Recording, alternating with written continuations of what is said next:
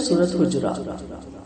یا ایھا الذین آمنوا لا تقدموا بین یدی اللہ ورسولہ واتقوا اللہ ان اللہ سمیع علیم.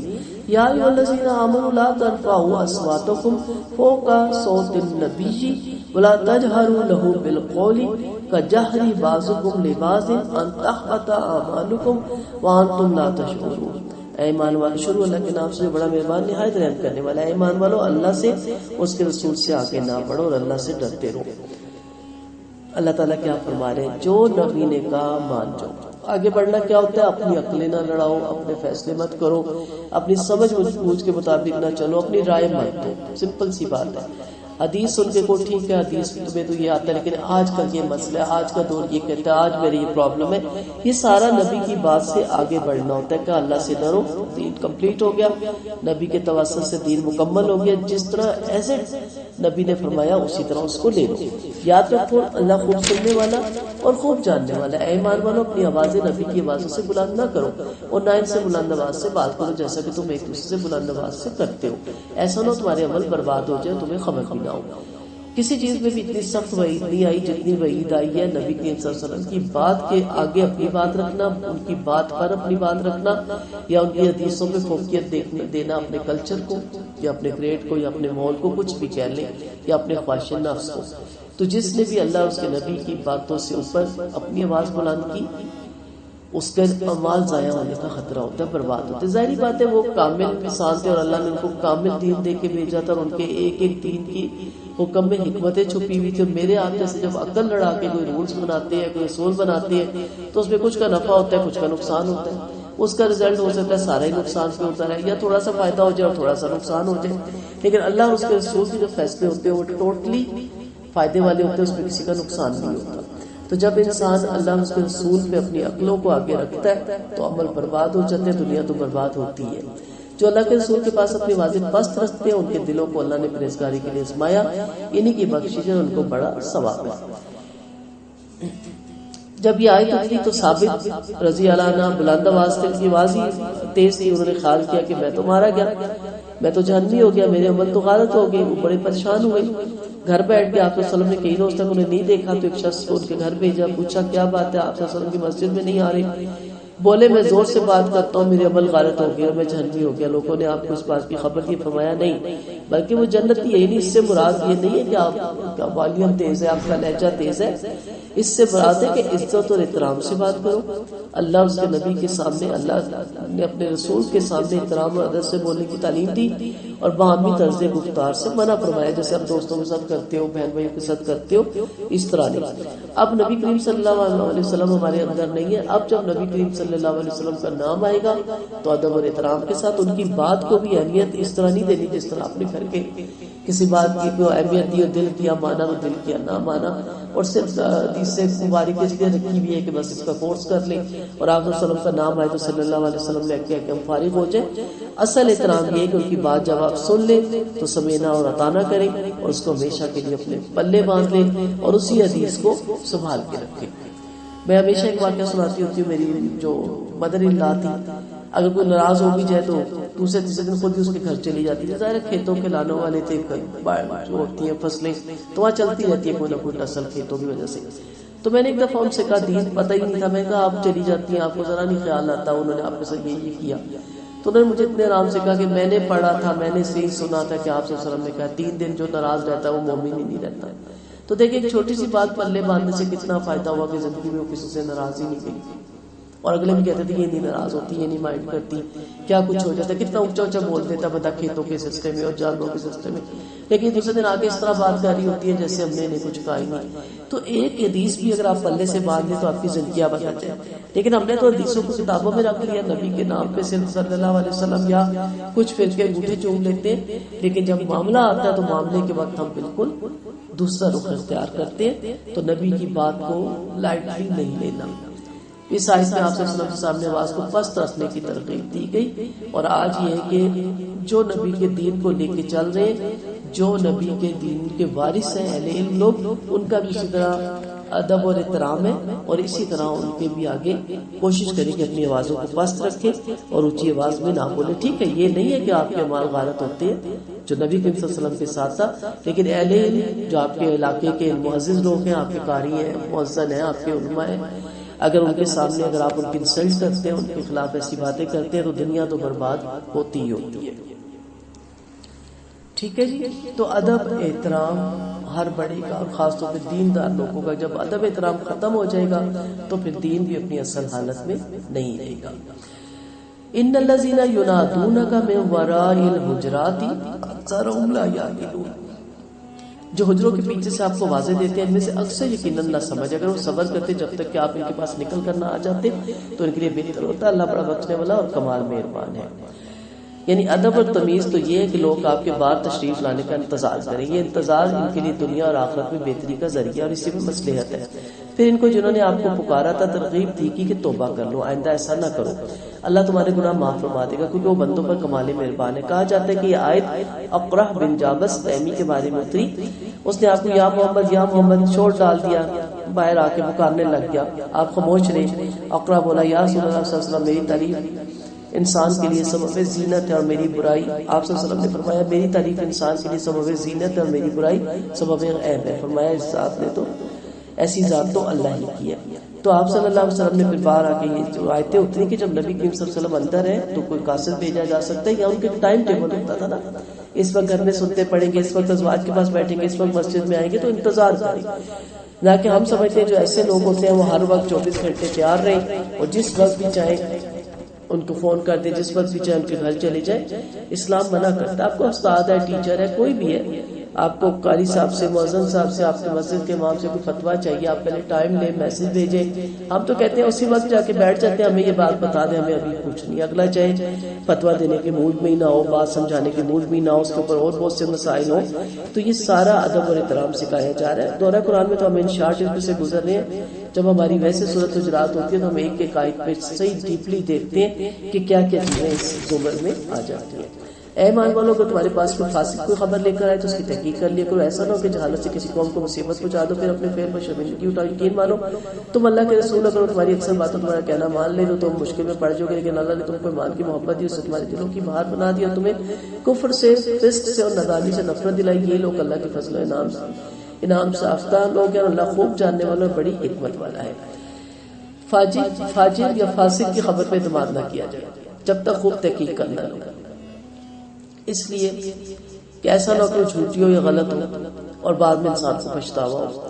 خاندان میں کچھ لوگ ایسے ہوتے ہیں جن کا کام صرف خبریں پہنچانا ہوتا ہے. الرٹ رہا کرے، ایسے بندے کی سن کے ہاں کر دیا کرے اور اس کے بعد تحقیق کر لیا کرے. ہو سکتا ہے 1% ٹھیک ہو اور باقی 99% ساتھ اس نے خود لگائی ہو، اور ہو سکتا ہے 1% بھی سیکھنا ہو. خود سے ہی پلان کر کے دیکھ کے اور ہوائی اڑائی ہو تو فوراً کسی کی بات سن کے بعد اس کو آگے نہیں پہنچانا. یہ آیت ولید بن عقبہ کے بارے میں اتری. آپ نے ان کو بنی المستلق سے زکوٰۃ لینے کے لیے بھیجا. جب انہیں پتا چلا کہ نبی کے قاصد آ رہے ہیں، وہ سارا گاؤں سج سور کے ہتھیار سجا کے آپ کے استقبال کے لیے باہر آ گیا. اس نے جب دیکھا کہ سارے باہر آ گئے اس نے تو مجھے مارنے کے لیے آ گئے. یہ وہیں سے واپس آ گیا اور مجھ سے آ کے کہا اس نے کہ وہ مجھے سارے مارنے کے لیے آگے تھے، انہوں نے زکوٰۃ بھی نہیں دی. یہ سن کر آپ کو مسلمانوں کو غصہ آ گیا. جب ان لوگوں کو ولید کے لوٹ جانے کی خبر لگی تو وہ آئے. آپ ظہر کی نماز پڑھ رہے تھے. یہ حضرات سب کے سب آپ کے سامنے سب باندھ کر کھڑے ہو کر کہنے لگے ہم اللہ کے غصے سے، اس کے رسول کے غصے سے پناہ مانگتے ہیں. آپ نے ہمارے پاس ایک قاصد بھیجا، اس کے آنے کی خبر سن کے ہمیں مسرت ہوئی، ہماری آنکھیں ٹھنڈی ہوئی. وہ تو راستے سے واپس پلٹ گیا. ہمیں ڈر ہوا کہ اللہ اس کا رسول ناراض نہ ہو گیا. یہ لوگ برابر آپ سے بات کرتے رہے جب تک کہ بلال نے اصل کی جان نہ دے دی. اس پر یہ آیتیں اتری کہ خود ڈر کے واپس آ گیا. اور ایسا نہ ہوتا تو ہو سکتا ہے پھر آپ صلی اللہ علیہ وسلم ان سے جنگ کرتے کہ زکوٰۃ اس نے نہیں کی. تو کئی لوگ آپ ان کو بھیجتے ہیں تو آ کے جھوٹ ملا کے آپ کو خبر دے دیتے ہیں، آپ غصے سے بھول جاتے ہیں. آپ کے ٹھیک ہے بیٹا. اس کے بعد خود تحقیق کرے، کال کر لیں، چلے جائیں کہ میں نے یہ کام کے لیے بھیجا تھا، آپ نے کیا جواب دیا تھا. پتہ چلتا ہے وہ بالکل ہی اور جواب تھا اور آنے والے نے بالکل ہی آپ کو اور جواب دیا.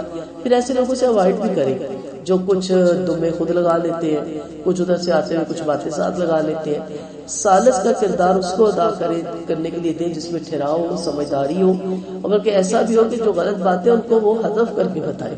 اس لیے صلح کروانے کے لیے پنچایت میں ان لوگوں کا بیٹھنا ضروری ہے جن کا ظرف بڑا ہو، کیونکہ اس میں بعض دفعہ اپنی بھی انسلٹ ہو جاتی ہے. تو اس کو ایشو نہ بنائیں کہ چل میں اپنا تو بدلہ لوں نا پہلے اپنی بے عزتی کا. اور دوسری یہ چیز ہوتی ہے کہ غصے میں جو کچھ بھی کہہ رہا ہے اسے دوسری پارٹی تک جا کے نہ پہنچایا جائے. اچھی باتیں پہنچائی جائیں، ٹو دی پوائنٹ جو باتیں ہیں وہ پہنچائی جائیں، جو ٹو دی پوائنٹ باتیں نہیں ہیں وہ نہ پہنچائی جائیں. اور ایسے لوگوں میں ثالث بننے کا کردار بھی ادا نہ کریں جن کو آپ کانفیڈنس میں لیتے ہیں اور وہ خود دوسروں کو دوسری باتیں بتا دیتے ہیں کہ ہم نے تو یہ اس لیے کہا تھا کہ انہوں نے ہمیں یہ کہا تھا کہ یہ کر لو، تو ٹکے کی عزت نہیں بندے کی چھوڑتے. تو ایسے لوگوں کو آئندہ آپ کو کوئی مسئلہ ہو تو پلیز ہمیں زحمت نہ دیجیے گا، کیونکہ آپ پیٹ کے ہلکے ہیں اور آپ کے پیٹ میں کوئی بات تو رہتی نہیں ہے، اس لیے سوری. تو یہ ساری چیزیں اس میں آ جاتی ہے کہ فاسق نافرمان ہوتا ہے نا، کوئی یہ نہیں کہ کافر ہوتا ہے، لاپرواہی کرتا ہے، امانتوں کا پاس نہیں نہ رکھتا. کہ مجالس آپ صرف نے کہا نا، مجالس امانتوں کے ساتھ ہے، مجلس میں جو بات ہوتی ہے وہ امانت ہوتی ہے وہاں کی. لیکن ہم کسی کو کانفیڈنس پہ لیتے ہیں، پھر وہ کوئی مشورہ دیتا ہے اور مشورہ دو تو جا کے اگلے کو بتا دیتے ہیں کہ اس نے تو ہمیں یہ مشورہ دیا، تو سب لوگ کہتے ہیں آپ اچھے ہیں جی، آپ اس کے اندر دیتی، آپ اس کو مشورہ دے رہے ہیں، ہم تو آپ کو اپنا طرف کا سمجھ رہے تھے. بندہ اتنا شرمندہ ہو جاتا ہے. اصل مقصد ہوتا ہے صلح ہو جائے ان کی اور ادھر سے ذلیل کروا کے رکھ دیتے. تو ایسے لوگوں کے ساتھ بھی معاملہ کرنے سے ذرا بچے. اگر ایمان والوں کی دو جماعتیں لڑ پڑے تو ان میں صلح کروا دو. اب ایک اور آپ کو ادب بتایا جا رہا ہے، اور اگر ان میں سے کوئی جماعت دوسری جماعت پہ بغاوت کرتے تو بغاوت کرنے والی جماعت سے لڑو جب تک کہ وہ اللہ کے حکم کی طرف لوٹ نہ آئے. اب دو لڑے ہیں، تیسری جماعت مسلمانوں کا ہے نا، مومنین لڑ سکتے ہیں، اختلاف ہو سکتا ہے. تماشبین نہیں بننا، ڈرامے نہیں دیکھنا کہ چلو شغل میلہ ہے، فوراً اصلاح کے لیے اٹھ کھڑے ہو. اور اگر کوئی بلا وجہ زیادتی کا ہے، نہیں ماننے کو تھے، پھر زیادتی کرنے والے کے ساتھ بھی آپ نے لڑنا ہے. اس کا جیسے حکا پانی بند کرنا ہے، اس کو وارننگ دینی ہے، اس کو ڈانٹنا ہے تاکہ وہ اللہ کے حکم کی طرف واپس لوٹ آئے. پھر اگر وہ لوٹ آئے تو دونوں میں انصاف سے صلح کرواؤ اور عدل کے ساتھ. عدل سے ہٹی ہوئی صلح بھی کامیاب نہیں ہوتی. وقتی طور پہ انسان چپ ہو جاتا ہے، بڑے کہتے ہیں چل تو ہی چپ کر جا، تو ہی چپ. کیوں وہ چپ کر جائے؟ دونوں پارٹیوں کی سنو، جو حق پہ ہے اس کا سائد دو، اس کو تم سوری کرو، تمہاری یہ غلطی ہے، اس کا نقصان پورا کرو. اب یہ نہیں چلا ہو ہی گیا نا، چل چھوڑ اب ہاتھ ملا ختم کر. ایسے جب ہوتا ہے نا پھر وہ بعد میں بدلا دیتے ہیں، اندر ان کے آگ لگی رہتی ہے کہ ہمیں دبا دیا گیا فیملی میں. سنیں پوری بات، سنیں ظالم کی بھی مظلوم کی بھی، اور جو حق کا ہے، انصاف ہے، عدل والی صلح کروائے تاکہ بعد میں جھگڑا نہ پڑے. یاد رکھو اللہ انصاف والوں کو پسند کرتا ہے. مسلمان تو سب بھائی بھائی ہیں، لہذا اپنے بھائیوں میں میل کر دو اور اللہ سے ڈرتے رہو تاکہ تم پہ رحم کیا جائے. یعنی سارے مسلمان آپس میں دینی بھائی ہیں. آپ صلی اللہ علیہ وسلم نے فرمایا مسلمان کا بھائی ہے، کوئی مسلمان کسی مسلمان کے ظلم نہ کرے، نہ رسوا ہونے کے لیے اس کی امداد نہ کرے. آپ کا فرمان ہے اللہ انسان کی مدد کرتا رہتا ہے جب تک وہ اپنے بھائی کی مدد کرتا رہتا ہے. صحیح حدیث ہے جب کہ مسلمان پسے کچھ اپنے مسلمان بھائی کے لیے دعا کرتا فرشتے آمین کہتے ہیں. یہ بھی کہتے ہیں کہ اللہ کرے تجھے بھی ایسا ہی ملے. حدیث میں محبت کرنے والے، ترس کھانے والے، میل جول میں مسلمانوں کی مثال ایک جسم کی طرح. جب اس کا ایک عضو بیمار ہوتا ہے تو سارا جسم بخار میں تپنے لگ جاتا ہے اور انسان بےقرار رہتا ہے. مسلمان کے لیے عمارت کی طرح، بعض عمارت بعض کو مضبوط بناتی ہے. آپ نے اپنی انگلیوں میں انگلیاں ڈال کے بتایا کہ اس طرح مسلمان آپس میں مضبوط بنتے ہیں. تو مقصد کیا ہے کہ اگر آپ کو پتہ چل رہا ہے کسی کے گھر میں ٹسل ہے، دو بھائی آپس میں ناراض ہو رہے ہیں، تو تماشبین نہ بنے کہ ہمیں کیا لگے، ان کے معاملے میں پڑھنے کا پڑھے اور گھبرایا مت کریں، چھلانگ مار دیا کریں. پہلے ایک کو فون کریں، صاف کہ جی میں بہت ورید ہوں، بہت ٹینس ہوں، بہت پریشان ہوں. کہ کیوں؟ جب سے سنا آپ کے بھائی سے اختلاف ہے میری نیندیں اڑ گئی ہیں. مجھے دکھ ہوتا ہے، میں آپ دونوں بھائیوں کو یا دونوں بہنوں کو یا ساس بہو کو، کوئی بھی رشتہ ہے یا دو دوستوں کو، مجھے اچھا نہیں لگتا جب لوگ آپ کی باتیں کرتے ہیں، لوگ آپ تماشا بنتے ہیں لوگوں میں. پھر دوسرے کو کال کریں، بار بار کالیں کریں، آخر ان کو ملائیں، اپنے گھر بلائیں، بٹھائیں، ہمدردی سے شفقت سے بتائیں کہ آپ دونوں اچھے لگتے ہو، گڈھے اچھے لگتے ہو، آپ کی پھوڑ میں آپ کی ٹوٹ میں گھر کا شرازہ بکھرے گا. کوئی نہ کوئی انتظار میں ہوتا ہے کہ کوئی ہمیں سمجھائے. یہ نہ سمجھیے گا کہ لوگ سمجھنا نہیں چاہتے. میں خود اس فیلڈ میں ہر وقت رہتی ہوں، میں اور میں اپنے ہسبینڈ کو بھی ساتھ رکھتی ہوں. کوئی مشکل کام نہیں ہے. پھر میری جب بہن بھائیوں نے دیکھا پھر انہوں نے بھی اس میں میرا ساتھ دیا، کیونکہ اللہ نے قرآن میں کہا ہے اگر تم صلح کروانا چاہو تو میں صلح کروا دیتا ہوں. تو جب پیچھے اللہ کی ٹیک ہے تھوڑا مشکل لگتا ہے، انسلٹ بھی بعض بار بہت ہو جاتی ہے، تو کھری کھری بھی سنا دیتے ہیں اگلے. کوئی بات نہیں، اللہ کی خاطر کسی کی صلح کا اتنا زیادہ ثواب ہے. تو میں نے ابھی جیسے کہا نا کہ آپ صلی اللہ علیہ وسلم نے کہا کہ میری جنت کو ناگوار چیزوں میں گھیر رکھا ہے. تو یہی اگلے کہتے ہیں تمہیں کیا تکلیف ہے، تم زیادہ بڑے نہ بنو، تم جاؤ اپنے گھروں کو. کوئی بات نہیں، صرف کال کرتے وہ آپ اس وقت آپ غصے میں تھی، میں اس لیے اٹھ کے آ گئی، آپ بتائیں کیا کرنا ہے، کیا مسئلہ ہے، ہمیں بتائیں. پھر بتائے گا یہ اچھا اس سے پوچھیں. آخر دیکھیں آپ ایک دو وزٹ کے بعد صلح ہو جاتی ہے اور سارا ثواب آپ کے کھاتے میں جاتا ہے. اور نیکسٹ کوئی ان کے گھر مسئلہ ہوتا ہے تو پہلے آپ کو کال آتی ہے کہ وہ آپ نے صلح کروائی تھی نا، وہ پھر ایسے کر رہا ہے، بندہ کہتا ہے اچھا 1 منٹ میں کال کرتا ہوں، ٹھیک ہے. تو یہ ہونا چاہیے، اس سے شرازے گھر کے لیے بھی کرتے. بڑے بوڑھے پہلے آ جاتے تھے نا، آپ کے ماما چاچا آپ کے کہے تو صحیح، کہتے تو آپ خانہ بنے اپنے گھر کی راہ لیں. تو اس کا وجہ کیا آ رہا ہے کہ گھر گھر توڑ پھوڑ ہے، گھر گھر قتل ہو رہے ہیں، بھائی بھائی کو قتل کر رہا ہے، اتنا برا وقت آ رہا ہے، چاچے مامے کو، ماما چاچوں کو قتل کر رہا ہے، بھانجے بھتیجے ایک دوسرے کو قتل کرے، طلاقوں کا ریشو کثرت سے بڑھ رہا ہے. اس لیے کہ ہم کہتے ہیں ہمیں کیا لگے، اور جب وہ اثر اپنے گھر میں آتا ہے پھر پتہ چلتا ہے کہ کوئی کسی کو سمجھانے والا ہی نہیں ہوتا. بعض ماں کی بات سمجھ نہیں آتی نا، ماموں کو بندہ کہتا ہے آپ سمجھائیں، ماموں سمجھاتا ہے بچہ سمجھ جاتا ہے، اس میں کیا برائی ہے. ہم کہ لو میری تو تمہیں سمجھ نہیں آئی، مامے کی تمہیں سمجھ آ گئی. کئی دفعہ چڑھ جاتی ہے، کسی بندے سے چڑھ جاتی ہے، میاں بیوی کی آپس میں ٹسل ہو جاتی ہے، لیکن دوسرا جب کوئی سمجھاتا ہے، اس کی خوبیاں بیان کرتا ہے، انسان نرم پڑ جاتا ہے. تو یہ کوالٹی اپنے پیدا کرے، ہر نیکی کے کام میں اپنا حصہ ڈالا کرے. یا ایھا الذین آمنوا لا یسخر قوم من قوم عسى ان یکونوا خیرا منهم ولا نساء من النساء عسى ان یکونوا خیرا منهن. اے ایمان والو، مردوں سے مذاق نہ کرو. اس سے کیا پتہ چلتا ہے کہ مرد بھی مذاق کرتے ہیں. اور یہ مذاق کون سا ہوتا ہے؟ جس سے کسی کی تذلیل ہو، جس سے کسی کی بے عزتی ہو، یا فوش قسم کے مذاق. ممکن ہے یہ ان سے بہتر ہو. آپ جس کا مذاق اڑا رہے کنکھیوں سے کہتے ہیں وہ دیکھایا ہے، کرتے ہیں آفس میں بھی کرتے ہیں، چال ڈھال، شکل کا، عقل کا، خاندان کا، کسی چیز کا بھی. ان سے بہتر ہو. اور عورتیں بھی عورتوں سے. پہلے تو یہ چیز ہے کہ الگ الگ محفلیں ہونی چاہیے. ہمارے یہاں کیا ہوتا ہے، منگنیوں پہ، شادیوں پہ، ڈھولکیوں پہ آپس میں مذاق، سامنے بیٹھ جاتے ہیں، چلے آپ کے محرم رشتے ہیں، بھائی سگے، وہ تو آپ چھیڑ رہے ہیں، وہ آپ کو چھیڑ رہے ہیں، کوئی مزاحیہ بات. بنوئی بھی بیٹھ جاتے ہیں، نندوئی بھی بیٹھ جاتے ہیں، خالہ چاچو ماموں ساری نا محرم رشتے بھی بیٹھ جاتے ہیں. پھر ٹھٹے اور مذاق یہ اسلام میں پسندیدہ نہیں. اس وقت انسان برداشت کرتا ہے، گھر آ کے کہتا ہے بڑی آخر آئی ہوتی ہے نا لڑائی، یہ کیوں کہا، وہ کیوں کہا. تو کوشش کریں مرد اور عورت کی الگ محفلیں ہوں. اور عورتوں کو بھی خاص طور پہ علیحدہ سے کیوں کہا گیا کہ عورتیں بھی بہت مذاق اڑاتی ہیں. کہا وہ ہوتا ہے تم سے وہ بہتر ہو، اور ایک دوسرے پہ عیب نہ لگاؤ، یہ بھی منع کیا. اور ایک دوسرے کو برے القاب سے بھی یاد نہ کرو.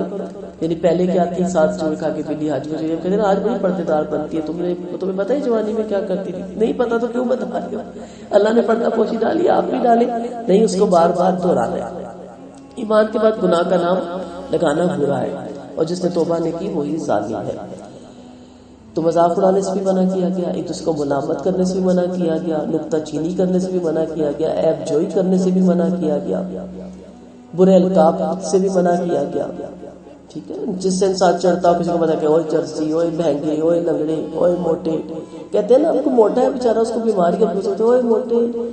اب وہ بیچارہ چپ کر جاتا ہے، عمر میں چھوٹا ہے یا رتبے میں چڑھتا ہے بندہ. ابو جریر بن ساق، ہم بنی سلمہ کے بارے میں کہتے ہیں آیت ہوتی جب آپ صلی اللہ علیہ وسلم مدینہ تشریف لائے تو کوئی ایسا شخص نہ تھا جس کے 2 نام نہ ہو، کہ جب ان ناموں سے کسی نام سے پکارتے تو لوگ کہتے ہیں اللہ کے رسول یہ اس نام سے چڑھتا ہے، تو یہ آیت اتری. بہرحال ہر اس نام سے جس سے کوئی چڑھتا ہے، یا ہم کہتے ہیں اوے نکمے، اوے سستی، کہتے ہیں نا سستی کی ماری ہوئی ہے. کوئی بیٹھا ہوگا ہم شروع کر دیں گے یہ سستی کی ماری ہوئی ہے، بیکار ہے، اس کو عقل نہیں، اس کو بچہ رہتا کس عذاب میں پڑ گیا. یہ چیز بھی بچوں کے اندر اریٹیشن پیدا کرتی ہے. بچوں کو غصہ آتا ہے کہ آپ ہیں، ماں باپ ہیں جو مرضی کے، پھپھو آئی، چاچی، مامی آئی، ہمیں لے کے بیٹھ گئے. یہ دیکھیں جس کے کیا نمبر ہے، دیکھیں جی میں کتنا کماتا ہوں، کتنا لگاتا ہوں ٹیوشن میں، دیکھیں مجھے کیا رزلٹ ملتا ہے. یہ نکمے پڑھنے کے روادار نہیں، اور بچہ ساتھ نیچے کر کے بیٹھا ہے. آپ اس کی مسلسل بےزتی پہ بےزتی کر رہی ہے، اور پھر بعد میں کہتے ہیں میرا احترام نہیں کریں. ایسے بچے کبھی احترام نہیں کرتے. اس لیے یہ چیزیں پلے سے باندھیں، لکھ لے دل پہ کہ اگر آپ کسی کو سمپل سی بات ہے اچھے الفاظ اور اچھے احترام سے بات کریں، چاہے وہ آپ کی کام والی ہو. ہمارے اسلام میں کیا کہا جاتا تھا ان کو؟ اماں جی، ماسی، خالہ، یہ رشتے ہوتے تھے. اور میں حیران ہوں، میری فرینڈس کہتی ہیں کہ ہماری جو گھروں کی اماں اور خالائیں تھی نا، ان کا ہولڈ زیادہ تھا ہماری اماؤں سے. ہم اپنی امیوں سے نہیں ڈرتے تھے، ان سے ڈرتے تھے، کیونکہ ان کی ذمہ داری ہوتی تھی ہمیں لوک آفٹر کرنا.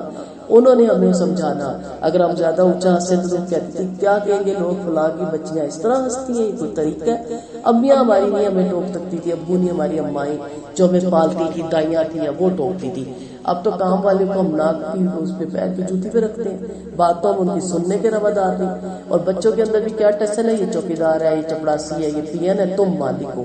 ایک غرور اور تکبر اندر ڈال دیتے ہیں. حالانکہ دیکھا جائے تو وہ سارے آپ کے ہیلپر ہیں، آپ ان کے بغیر چل ہی نہیں سکتے. اگر آپ تنخواہ دیتے ہیں تو آپ کا کام بھی بہت زیادہ کرتے ہیں. تو ایک عادت آپ اپنا لینا، ہر ایک کو احترام اور محبت سے بلائے نا، تو آپ دیکھیں گے وہ آپ کا گرویدہ ہو جاتا ہے۔ یا ایھا الذین آمنوا اجتنبوا کثیرا من الظن ان بعض الظن اسم فلا تجسسوا ولا یغتب بعضکم بعضا، اے ایمان والو اکثر بدگمانیوں سے بچتے رہو، یاد رکھو بعض بدگمانیاں گناہ ہے، قریدہ نہ کرو اور کوئی کسی کی غیبت نہ کرے۔ کیا تم میں سے کوئی اپنے مردہ بھائی کا گوشت کھانا پسند کرتا ہے؟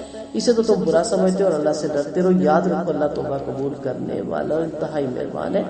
یہاں بھی تمام باتیں وہی بتائی گئی، ٹٹولو مت، بھید نہ ٹٹولو، ایک دوسرے کی برائی نہ ڈھونڈتے پھرو، ایک دوسرے سے حسد اور بغض نہ کرو، ایک دوسرے سے منہ مت ملاؤ، اللہ کے بندے آپس میں بھائی بھائی بن جاؤ، عیب نہ ٹٹولو، ہو جاتا نا کسی سے کمی کوتاہی، انسان ہے، پھر تجسس نہ کرو، بار بار نہ جا کے پوچھو کیا بنا کیا بنا کیا بنا، بس ٹھیک ہے ہو گیا سوری ہوگی کام صحیح ہو گیا، جا کے پھر ہم پوچھتے ہیں۔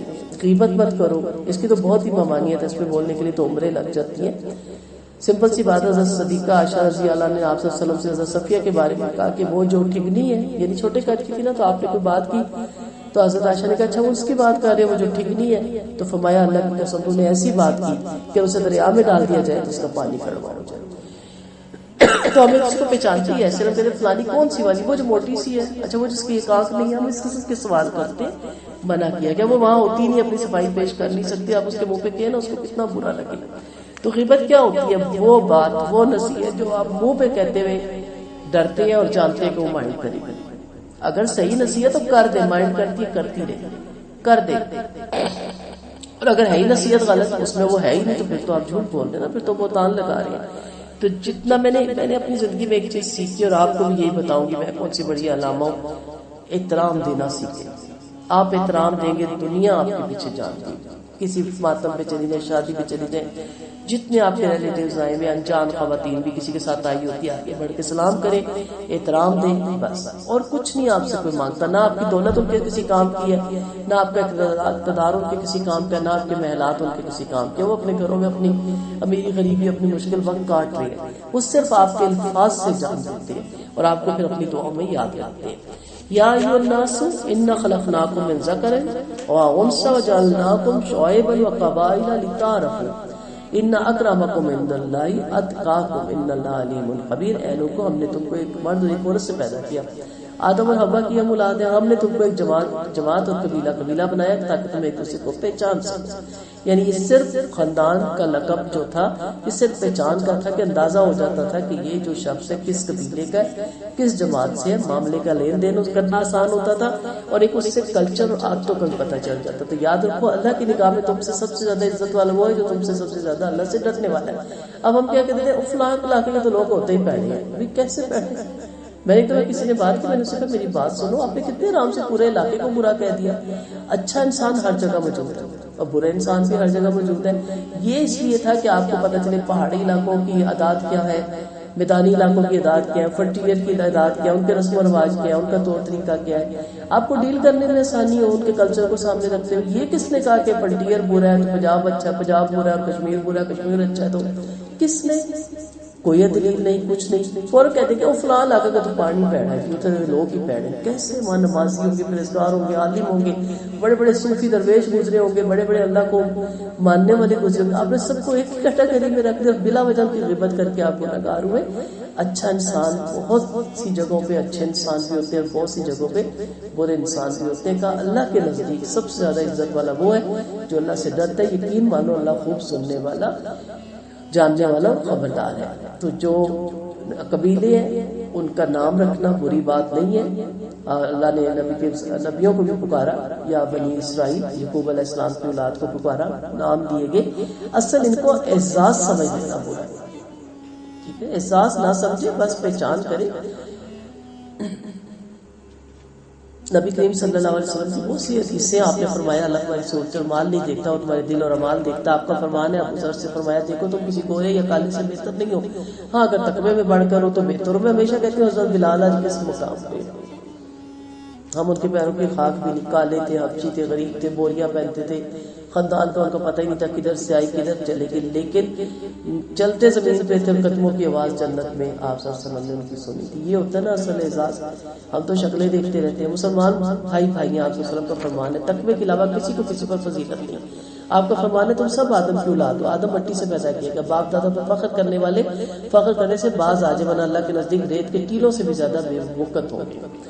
عائشہ رضی اللہ عنہ کہتے ہیں آپ صلی اللہ علیہ وسلم کو دنیا کی کوئی چیز یا کوئی شخص اچھا معلوم نہ ہوتا تھا علاوہ متقی کے، یعنی آپ کو تقوی والا شخص پسند آتا تھا، تو اپنے اندر تقوی پیدا کرے، اللہ بھی تقوی والوں ہی کو پسند کرتا ہے۔ دیہاتیوں نے کہا ایمان لیا ہے، فرمایا تم ایمان تو نہیں لائے، یوں قوم مسلمان ہو گیا ابھی تک ایمان تمہارے دلوں میں نہیں گھسا، اگر تم اللہ کے اس کے رسول کی اطاعت کرنے لگو تو اللہ تمہارے عملوں کا ثواب کچھ بھی نہ کم کرے گا۔ یاد رکھو اللہ بخشنے والا بڑا مہربان ہے۔ مومن وہی ہے جو اللہ پر اس کے رسول پر ایمان لائے، کوئی شک نہ کیا اور جان و مال سے اللہ کی راہ میں جہاد کرتے رہے۔ یہ سچے فرما دیجیے کہ تم اللہ کو اپنے دین کی خبر دے رہے ہو، حالانکہ جو کچھ آسمان اور زمین میں سب اللہ ہی جانتا ہے۔ اللہ ہر چیز سے خوب خبردار ہے۔ آپ پر اس بات کا احسان رکھتے کہ مسلمان ہو کے فرما دیجیے مجھ پر اس نام کا احسان نہ رکھو بلکہ اللہ تم پر اس کا احسان، اللہ کا تم پر احسان ہے کہ اس نے تمہیں ایمان کی ہدایت دی، بشرطیہ تم سچے ہو۔ یاد رکھو اللہ آسمان و زمین کے غیب جانتا ہے اللہ تعالیٰ، اور اللہ تمہارے عمل خوب دیکھ رہا ہے۔